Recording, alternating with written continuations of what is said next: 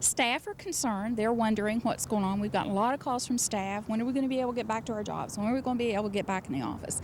And supervisors are worried. We're worried about equipment, computers. We've got a lot of electronic equipment. So everybody just seems to be fairly tense at this point.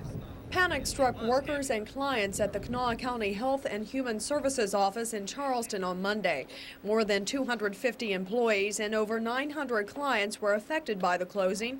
However, there was no other alternative but to close the doors to the structure until the many pounds of snow could be removed from the roof. There'll be an engineer from the firm that built the building in here tomorrow. Our structural engineer will be in there and reviewing it, and we're going to meet tomorrow at 2 o'clock to determine what we'll do about that building. Officials are currently developing contingency plans to deal with the closing of the office.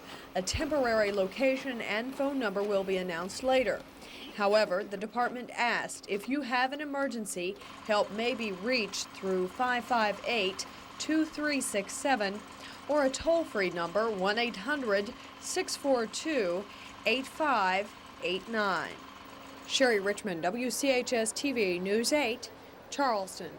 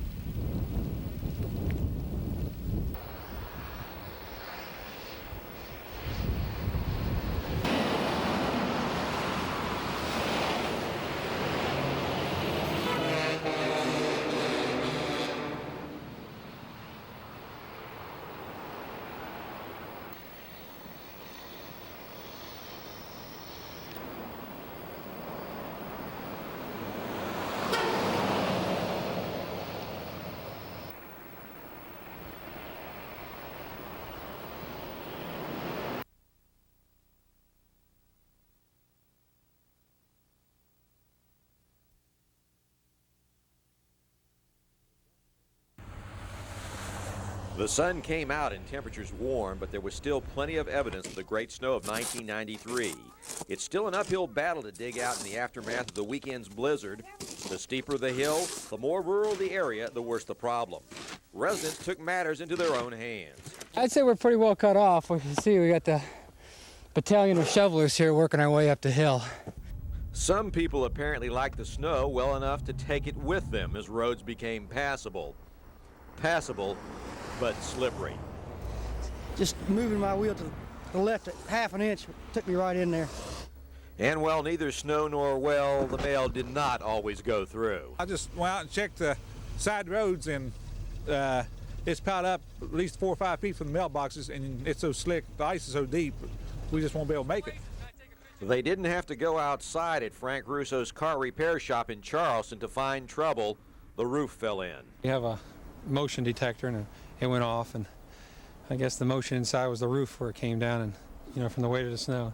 It's the building's totaled, and we're out of business right now.